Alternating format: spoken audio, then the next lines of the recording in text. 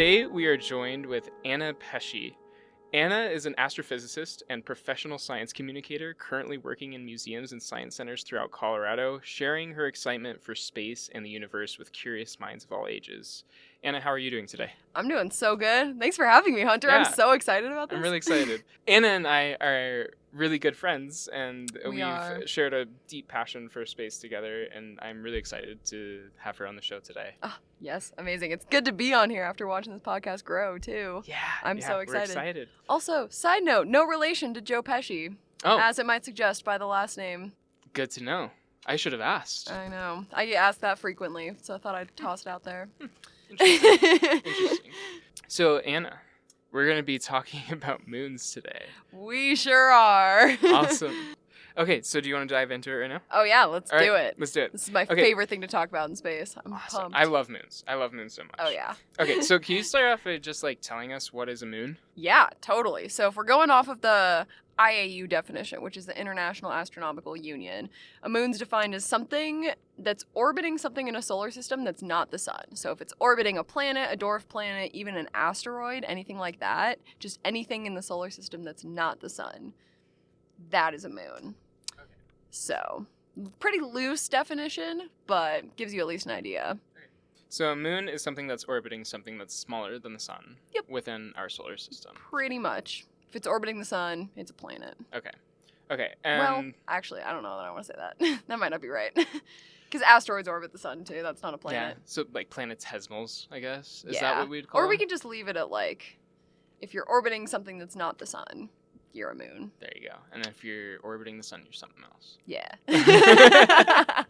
All right, so the Earth has a moon, and I'm sure everybody is familiar with that, but let's dive into some things about the moon that maybe people don't know. Oh, heck yeah. Yeah, and the Earth does in fact have a moon. If you look up, doesn't have to always be at night. Fun fact, moon's not always out at night. Sometimes it's out during the day, but you can see it in the sky.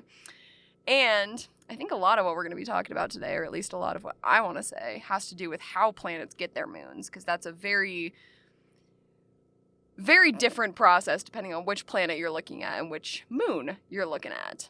And one of the interesting things about the Earth's moon is, well, if we back up a little bit, the thing with Earth's moon and how Earth's moon formed is we had a bunch of theories, and then the Apollo missions happened. And the Apollo missions actually got to bring back samples of moon rock to Earth for us to look at more in depth, and that changed a lot of how we think about the moon formation of Earth specifically. So we can dig into that a little bit if we feel like it. Awesome. Yeah. Okay. So I've heard a few different theories about how the moon forms.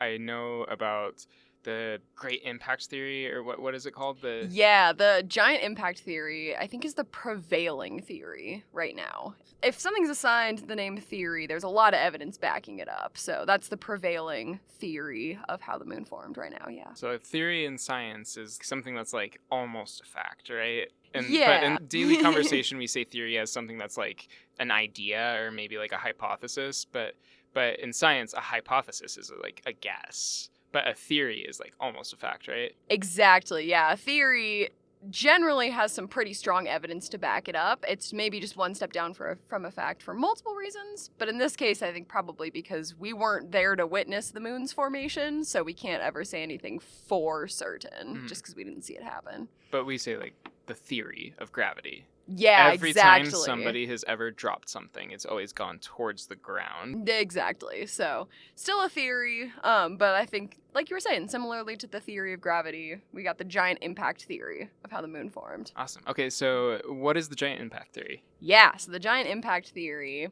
states that early on in Earth's formation, in the solar system's formation really in general, in the period where there were a bunch of planets forming and planetesimals, essentially like protoplanets, things that aren't quite planets yet, but they're planet-sized.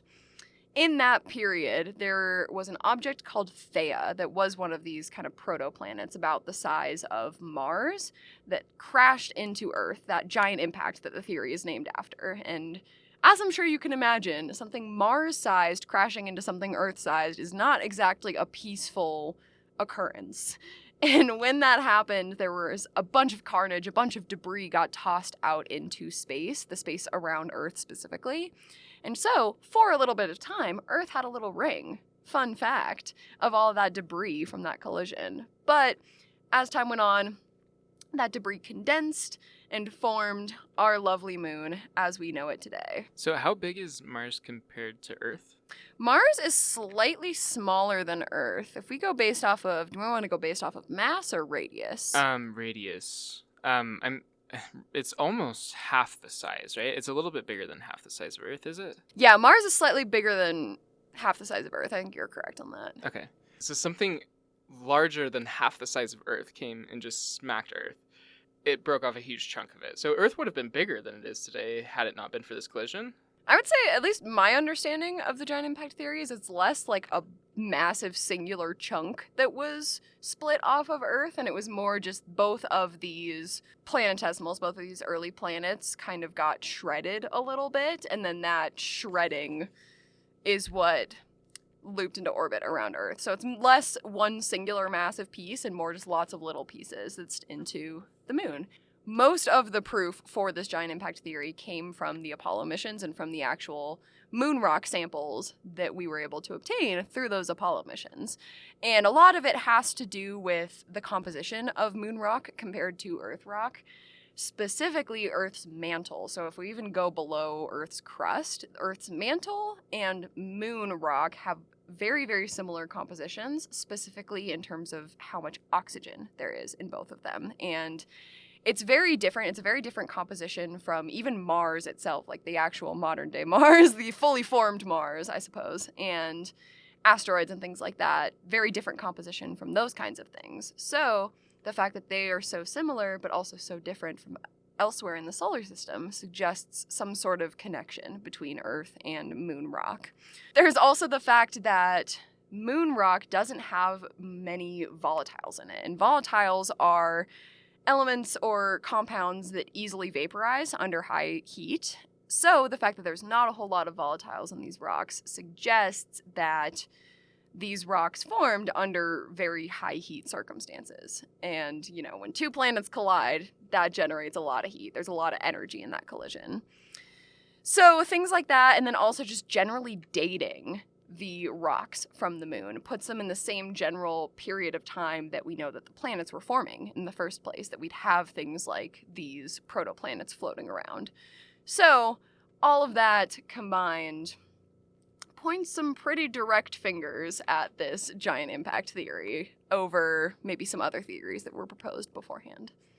So there's two other theories that are being proposed. What are those two other theories? With Earth's moon specifically? Mm-hmm. Yeah, so before the Apollo missions, before we were actually able to get our grubby little fingers on moon rock.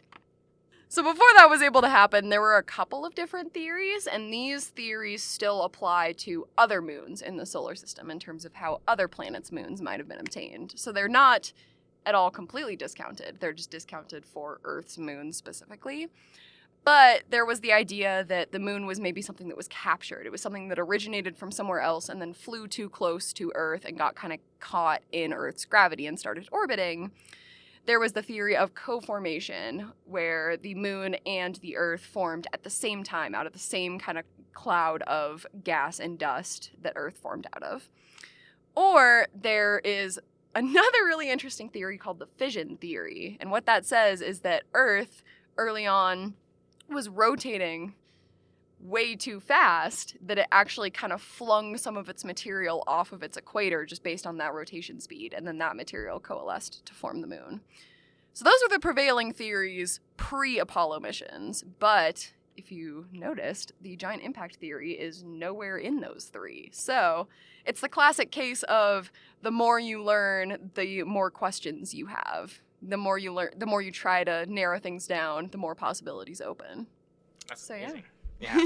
And so yeah, we can really thank the Apollo missions for our modern understanding. And I've gone to a few colloquia here at CU, and the thing that I hear over and over again with planetary sciences is that we just don't know much until we actually go there. And that's why like remote sensing is the most efficient way to get missions out right now.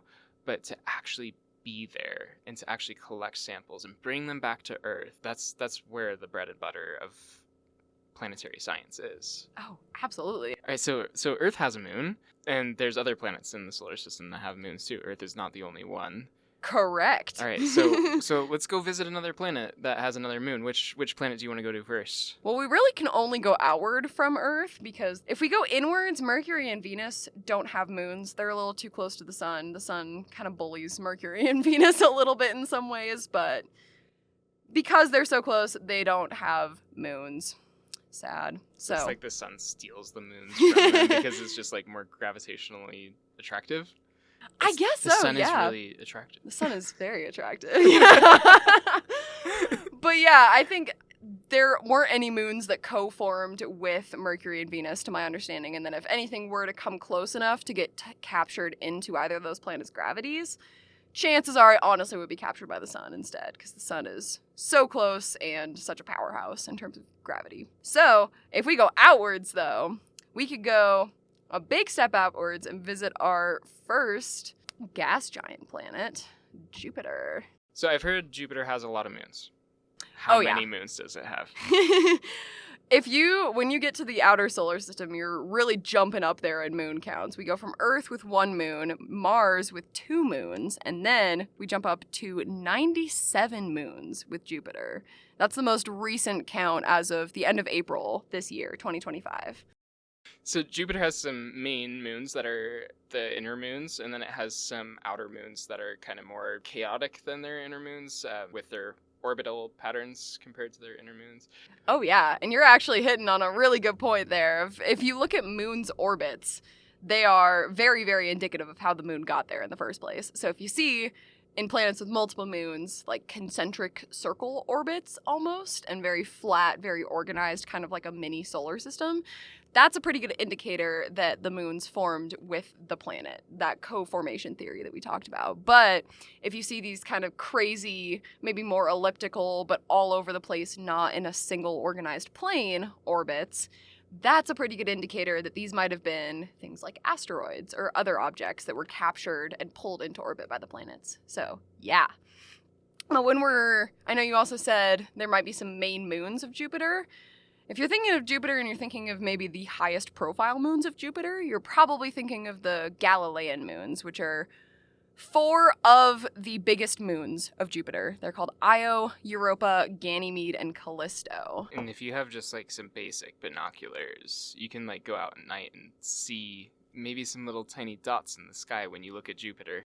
Oh yeah. If you use, like you said, even a pair of binoculars or like a backyard telescope or anything like that, and you point it towards Jupiter, if you see little dots pretty close to Jupiter, those are the Galilean moons. Yeah, and then depending on where they're positioned, you can see all 4 of them, maybe as few as 1, maybe none, but if you're seeing those little dots, you're seeing the Galilean moons. Have you gotten to see them, Hunter? I have, yes. Yeah, we have a lot of telescope stuff here at CU, so if anybody's around the area, you can come see them for yourself sometime if the time of the year is right and if Jupiter is up and the weather's right.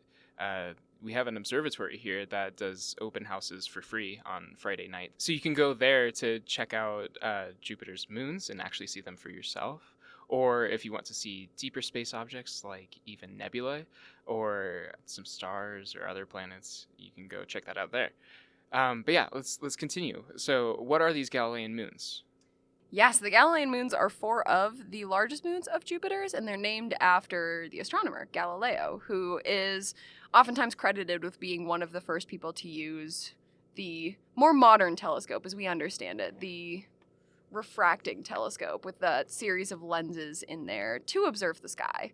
Used that to take a peek at Jupiter and noticed these little points of light moving or changing their positions relative to Jupiter itself, which was interesting because at the time that Galileo was observing the sky, the general prevailing astronomical theory, at least of the solar system, was geocentrism, which is the idea that everything in the universe revolves around Earth. However, Galileo, looking at these 4 moons, these large moons that he could see with that refracting telescope, noticed that they were changing their positions and tracked them enough to realize that they were actually orbiting Jupiter.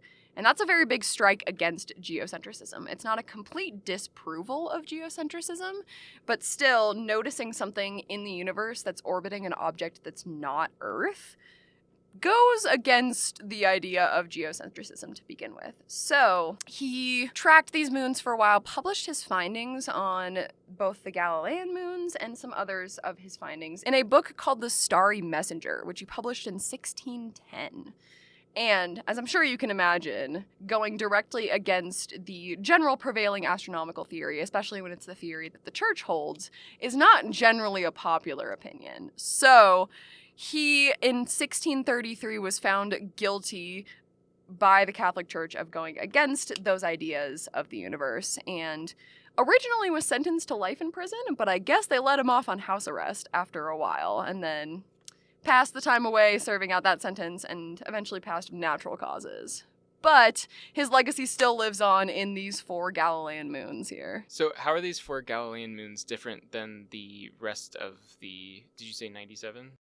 Yeah, 97 moons. They have a few kind of extra characteristics. Number one, they, again, based on their orbits and based on that kind of concentric circle orbit that we notice of these guys, they formed with Jupiter, presumably. And the Galilean moons also exhibit something called orbital resonance, which essentially is a very rhythmic pattern of orbiting around Jupiter, both relative to Jupiter and relative to the other moons. So, for example, Io, the innermost of these 4 Galilean moons, every time it makes one revolution around Jupiter, Europa, the next moon out, makes exactly half a revolution.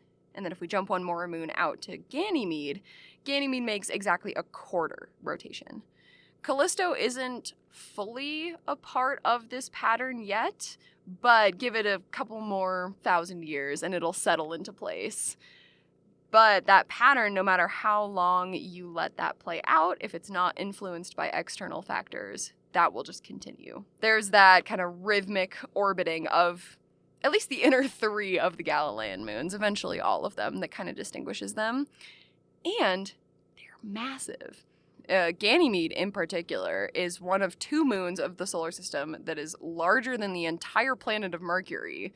And Ganymede holds the title of being the largest moon of the solar system, which is kind of crazy. Amazing. So there's moons. Moons can be larger than planets.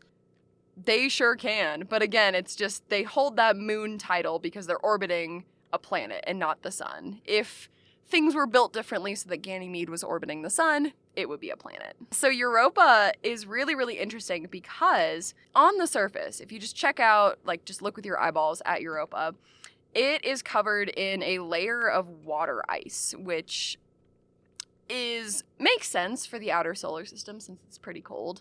But it's a really, really thick layer. We're talking like miles thick. But if you get under that layer of water ice, you hit a subsurface liquid water ocean.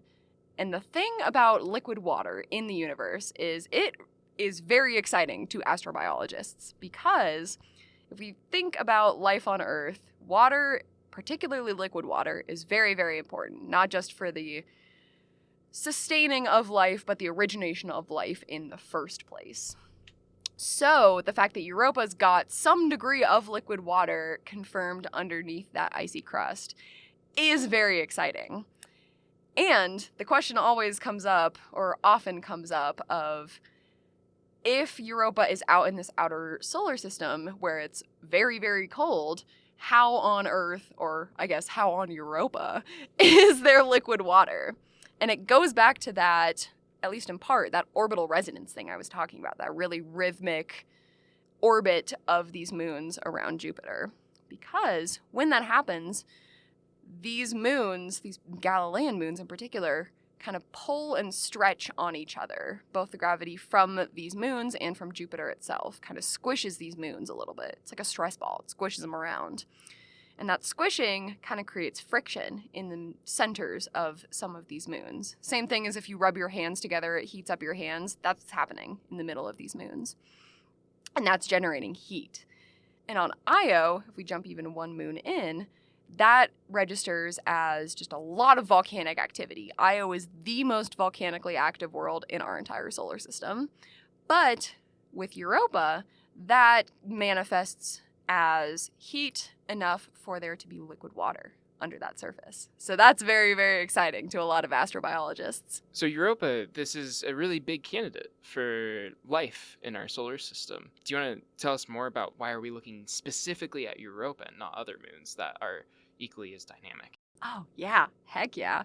So I know you mentioned earlier that mission that had been launched to Europa to kind of check some of this stuff out. That is the Europa Clipper mission. It launched in October of 2024. Part of what it's going to be doing, it's going to be kind of doing a couple of different things. Part of what it's going to be doing is flying through some jets of subsurface material that are coming out of Europa's crust to see if it can get a little bit better of an idea of chemically what's happening under that ice crust, to see maybe not if there's actively life there yet. That would be super cool if that happened. But even if it's just whether or not that subsurface ocean is habitable, that's good information to have.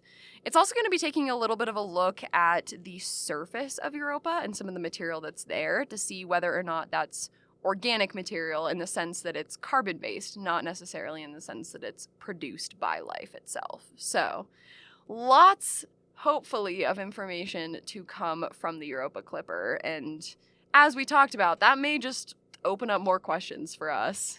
Why are we specifically looking for carbon-based materials rather than anything else? Yeah, so when we're looking for life outside of Earth, the really only sample that we have to base that off of is what we know from here on Earth. And what we know here on Earth is that a lot of life is carbon-based. It's got carbon as kind of the backbone of a lot of these, amino acids and proteins and things like that that are very important for life.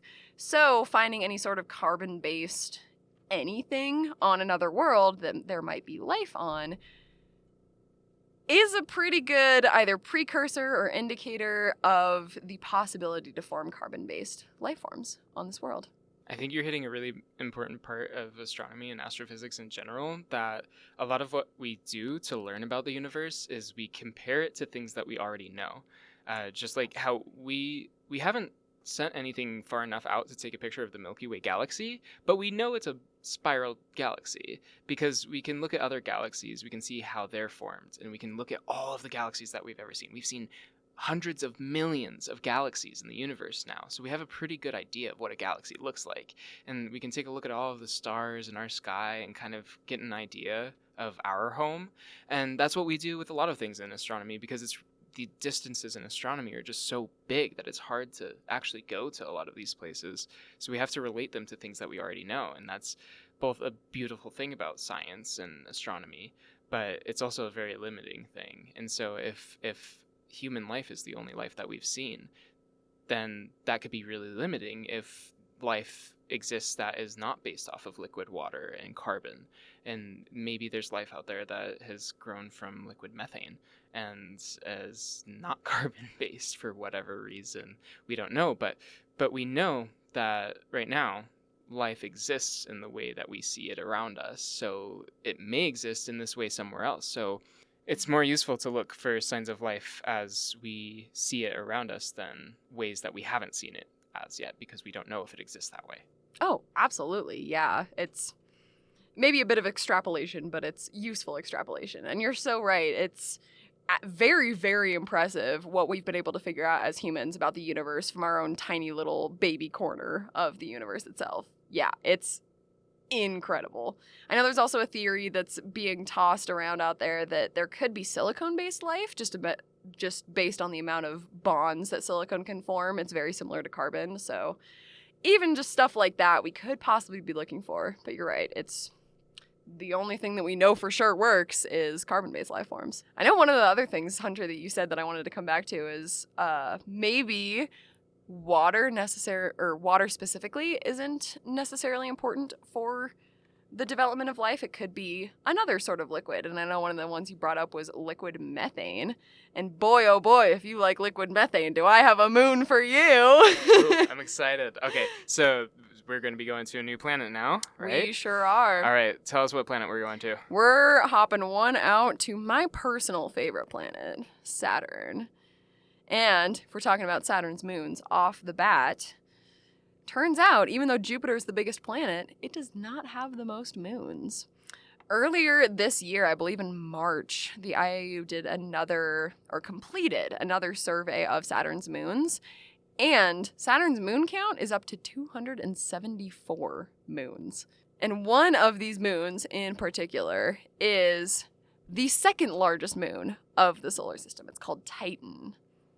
And Titan is a particularly fascinating moon because if you think back to the Cassini mission, or in the early 2000s that was intended to explore Saturn, with the Cassini mission, it carried something called the Huygens probe, which was intended to be carried out and to be dropped below the very, very thick atmosphere of Titan to explore the surface of Titan. And to this day, the Huygens landing is the most distant landing from Earth. We have not landed a man-made object on anything further than Titan. So, pretty neat stuff. But in January of 2005, that Huygens probe landed on the surface of Titan, and it taught us a couple of things. Number one, there is some sort of degree of water on Titan, but it is incredibly frozen. It's so cold out by Titan that water in its ice form, in its solid form, acts almost like bedrock does, where if you see, small rocks on the surface of Titan, you're probably looking at small chunks of ice, of water ice. There are, though, lakes and rivers and rain on Titan. It's just not water. It's liquid methane and ethane, which is crazy. So instead of maybe having a water cycle, Titan has a methane cycle or an ethane cycle. It's not particularly conducive to life as we understand it, but it's still interesting because we still see some of those same erosion patterns and things like that just from a different liquid, which is fascinating to me. And you can see these photos yourself if you go to nasa.gov and type in Titan in their image search, and you can see these images that the Huygens probe has taken of Titan's surface. You can also see, for the Lord of the Rings lovers out there, all of the mountain ranges on Titan are named after Lord of the Rings mountain ranges. I didn't know that. That's really interesting. Turns out astronomers are multi-purpose nerds a lot of the time. So there is actually very seriously a Mount Doom on Titan. Maybe a good tourist spot for however many years in the future space tourism becomes a thing. It's incredible. If we were to look for life forms on a moon of Saturn's, we might be more inclined to look towards a moon called Enceladus. And Enceladus is very, very similar to Europa in the sense that it has some degree of liquid water under an icy crust, but it's a little bit more ambiguous as to whether or not that's a full subsurface ocean, pockets of liquid water, whether it's all just kind of a massive slushy under there. It's a little bit more mysterious. And again, it's a little further away. So I think most of the energy on that front is being focused on Europa for the time being. I think Enceladus is a particularly interesting moon because we've actually taken direct tests of it. One of my favorite facts about Enceladus is that it has a geyser that is launching liquid water out of it so fast that it literally escapes the gravitational influence of the moon, so it's going out into space, and that plume of liquid water that's shooting out into space actually creates one of Saturn's rings called the E-ring, named after Enceladus. And we have been able to fly a spacecraft through that plume and take a direct measurement of what is in that plume. We can see water and we can see other things in there too. Yes, exactly. I'm so glad you brought that up because the fact that Enceladus is helping to form a ring of Saturn's is a crazy thing to think about. You're so right. And yeah, that is a big part of the reason that we know that there's some sort of degree of liquid water under the surface is we've been able to actually directly sample it. And that a lot of those very, very intense geysers are coming out of a region called the Tiger Stripes region on Europa. Not Europa, goodness, wrong moon, on Enceladus, which is aptly named because if you look at it, it does look like the stripes on a tiger. Maybe less orange and black, more white and blue, but still, same patterning. Yeah, and it looks very similar to the surface of Europa. And it's very easy, especially when you're talking about the two moons at the same time. So easy to get them mixed up because they're so similar in so many ways. And they both start with E. That doesn't help.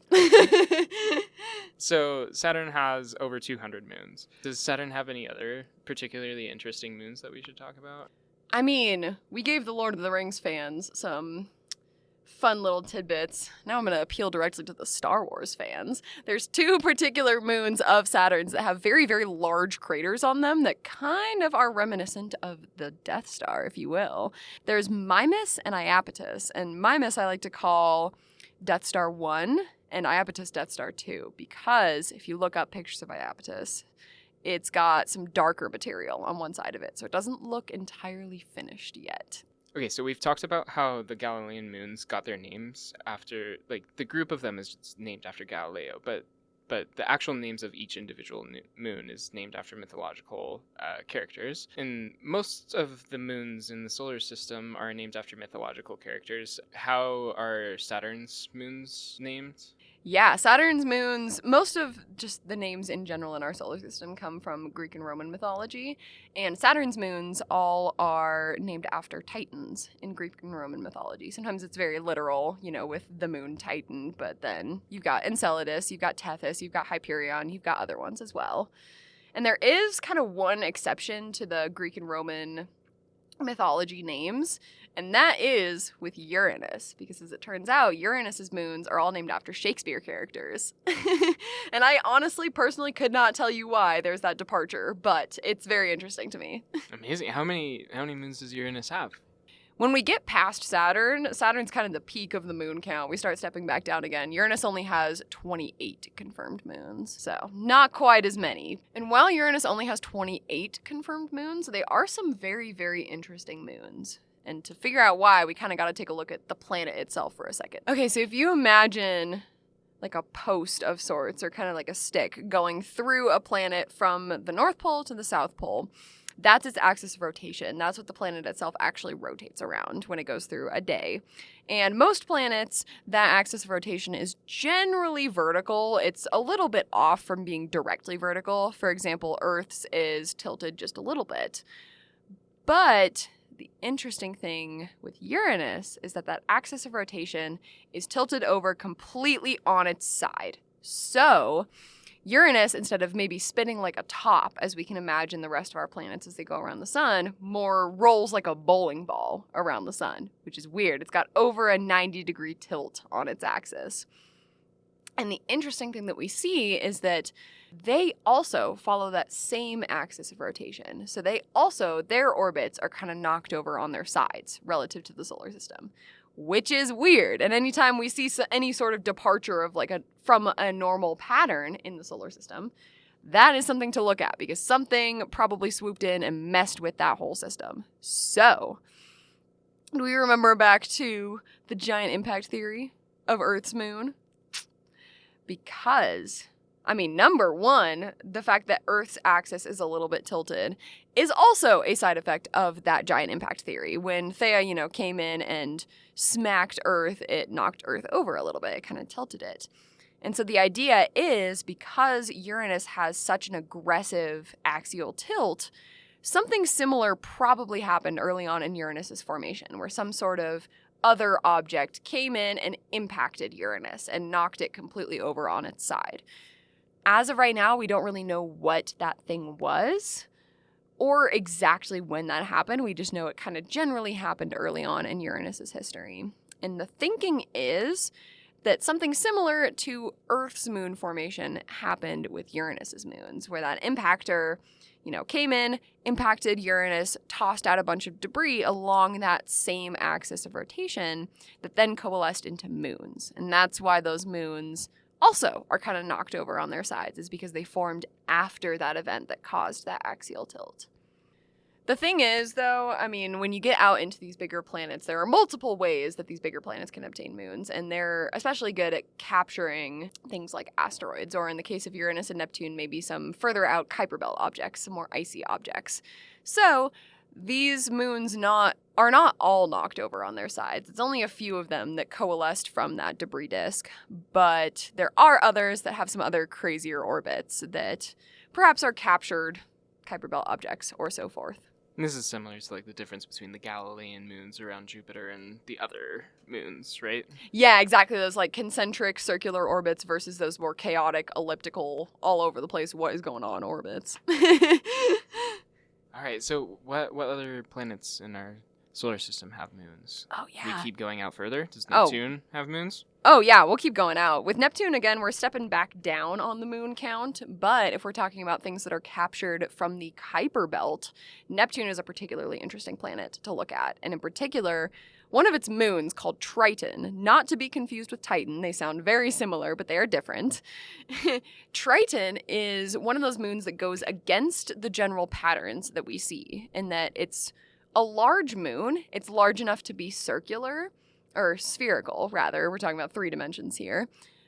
But it orbits opposite of the way that the rest of Neptune's moons orbit. So if you're imagining looking at Neptune maybe with most of its moons orbiting clockwise from your perspective, Triton orbits counterclockwise, which is weird. Again, anything that breaks a pattern, there's got to be some sort of external influence that happened or something different about that thing. And it's thought there's a theory out there that Triton might have been a former dwarf planet that got captured by Neptune and pulled into orbit. Again, because it is so massive, but it didn't form at the same time as Neptune because it's got that opposite orbit to it. So, and it's backed up also by the fact that Neptune is the furthest out major planet, at least, of the solar system. So of the major planets, it's the closest to the Kuiper Belt. It's the most plausible that Neptune of all planets would have intercepted a Kuiper Belt object that large. Can we back up a second and just talk about what the Kuiper Belt is? Like, what is the Kuiper Belt? Oh, yeah, absolutely. So, I mean, if we're thinking about closer to Mars and Jupiter, we've heard of the asteroid belt. That's that kind of belt of, or that region of smaller rocky objects between Mars and Jupiter. That also is home to a dwarf planet called Ceres. There's a bonus planet in between Mars and Jupiter.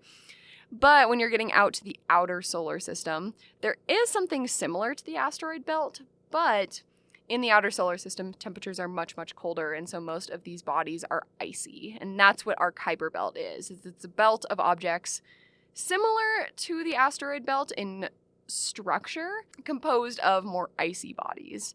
And with these comets that we see come close to the sun every now and then, most of those originate out of the Kuiper Belt. So they're super icy because they're super far away from the sun. So these ices can exist because they're so far away. Gases that would normally be a gas somewhere closer into the sun are actually cooled down to the point where it turns into an ice. And then when these comets from the Kuiper Belt can come close to the sun, the particles from the sun launch towards this comet, and it spews out a giant tail out the side opposite to the direction of the sun of that comet, and that's what makes these giant comet tails. This is the process of a comet being destroyed or melted by the sun because it's getting too close. But then, because it has this really crazy orbit, it's not at all like a circle. It's like a huge ellipse or a huge oval. They come in close and they get some particles launched out, and then they go back out far and they can all just freeze up again. Yeah, exactly. Oh, you're hitting on some good points here. Yeah, comet tails always point away from the sun because of that solar wind that you were talking about that carries that out. And we're hitting on that point of volatiles again, these things that evaporate or vaporize really, really easily under high temperatures. When you bring those close to the sun and the temperatures get higher, those evaporate and then they're carried outwards by the solar wind. And then, yeah, when we're talking about comets that we can see from Earth even, those, you see a comet and then it doesn't come around for maybe tens or hundreds of years. And that's that super, super elliptical orbit where it gets really, really close to the sun, goes really fast by these inner planets, and then it kind of slows down all the way out as it loops back out maybe close to or into the Kuiper Belt where it originated from. So some of these Kuiper Belt objects can be captured by Neptune, and maybe even some comets could be captured by now. Yeah, definitely. It's, I think, the same mechanics as asteroid belt objects being captured by things like Jupiter or perhaps Mars. It's a little ambiguous as to how Mars's moons formed, but they might have been captured asteroids.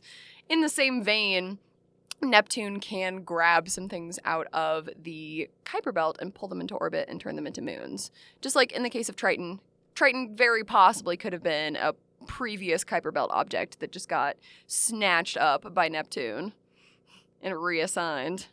I don't think we've mentioned the Mars's moons yet, so I just wanted to give a quick plug to Mars's moons. Phobos and Deimos, they're pretty cool. They're really small. They're not even spherical. They're most likely captured asteroid belt objects, as you said. I just wanted to plug that in real quick because not to forget that Mars has 2 little tiny moons. Shout out Phobos and Deimos. We love you. I call them the potato moons because they kind of look like potatoes. In a very endearing way, though, of course. I love them. If we're talking about the Kuiper Belt, though, not only is the Kuiper Belt home to just a bunch of smaller icy bodies, but that's where most of the dwarf planets in our solar system live. In particular, I know a lot of us grew up learning there were 9 planets, and now all of a sudden there's 8, and what in the world happened to that? We will never forget about Pluto. Don't worry. And Pluto is one of those dwarf planets that's out in that Kuiper Belt. And it turns out one of the reasons that Pluto was reclassified, I don't want to say declassified or demoted because it still counts as a planet. It's just a dwarf planet. I like to say that it was actually promoted. When I was presenting at the planetarium once, I had somebody that was genuinely angry at me because Pluto is no longer considered a planet. And what I told them was that Pluto went from being the smallest planet to now being the largest Kuiper Belt object. So it got promoted. Yeah, I like that way of thinking about it. Especially the argument that Pluto's no longer a planet. It totally still is. It's just a different kind of planet. And like you said, now it gets to be the largest of its particular classification of planet. I like that. We still love Pluto, don't worry. Why is Pluto not a planet? I know that this is going to be a question that we get asked later, so we should go over this right now. Why is Pluto not a planet? Oh yeah, I think there's a couple of different reasons, but it essentially boils down to it shares more similarities with other things that were already classified as dwarf planets than it does with things already classified as major planets. Like, for example, if you look at the solar system from an edge-on view, most of the solar system is, at least in terms of major planets, is very well organized. It's got those, kind of like we were talking about with the moons, concentric orbits. It kind of looks like a CD when you look at it from the side.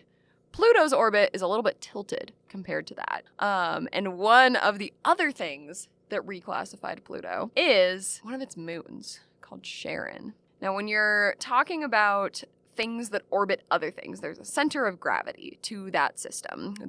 If you imagine maybe like balancing a pencil on your finger, wherever that balancing point is, that's the center of gravity of that pencil. Most of the time with our planet-moon systems, that center of gravity, that point that you have to put your finger at, essentially, to balance a system out, lies within the planet itself. But with Pluto and Charon specifically is about half the size of Pluto, which is massive as far as moons go.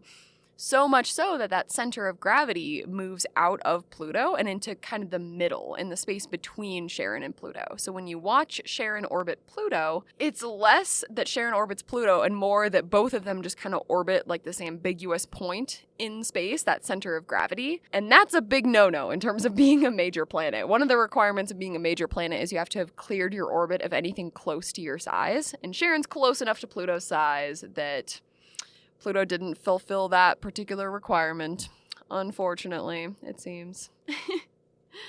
But it's that, and then I think the one other big strike is that if you look at the solar system from a top-down view, if you're looking at it like a bullseye, Pluto's orbit crosses into Neptune's a little bit, so those orbits actually overlap, which no other major planet in the solar system does. The fact that those two orbits overlap is also a strike against Pluto's major planet status. Amazing. So we've been from Earth out to Pluto, talking about moons. Do we think that moons exist outside of the solar system? Oh man, I would say almost definitely. The trick is detecting them. Because as far as we know, if we're talking about exoplanets or planets that orbit stars other than our sun, from what we've learned about exoplanets so far, you could pick almost any star that you wanted in the night sky, and chances are that star has at least one planet orbiting around it, which is cool. And there's a whole lot of planets out there, so I would be very, very surprised if none of them had moons. That's very, very unlikely. The issue is just detection, because it was hard enough for us to clue into exoplanet detection in the first place, and moons generally are just so much smaller than planets that they're even harder to detect. So I think any astronomer or astrophysicist would agree with me that it's almost definite that there are exomoons, as we call them, out there. It's just a matter of detecting them and actually having concrete proof. There's one moon that we think we may have discovered. It's like the biggest candidate for an exomoon. It was discovered by the Kepler Space Telescope. The Kepler Space Telescope was designed to search for exoplanets, and specifically one of the planets that it looked at, there may be a moon that may be the first known moon beyond our solar system to have been detected. And it's estimated to be Neptune-sized. Oh, wow. Which is wild. And so it's a really, really big moon, but it's a Neptune-sized moon that is orbiting a Jupiter-sized planet. Oh, and my this gosh. is all, we don't know yet. This is all just speculative at this point, but It's an it's pretty unconfirmed exciting moon. still, yeah. Yeah, that is really, really cool. We got to keep an eye on that one in particular, because that might be the first confirmed exomoon. And that would make total sense for it to be a larger moon if you said it's Neptune-sized, because generally larger things are easier to detect, just the way that we have found to look at things like exoplanets and exomoons. That's really cool. Thank you for sharing. Yeah. So is there any other things that you wanted to add about moons in general to the show?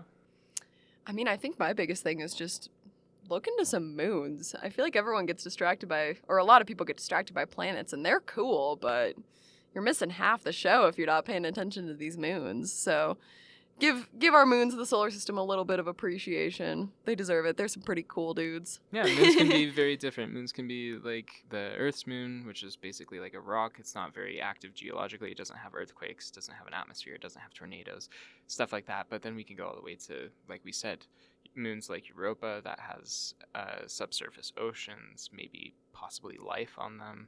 And there's everything in between. Yeah, absolutely. They are rich with possibility, I would say. A lot of these moons are.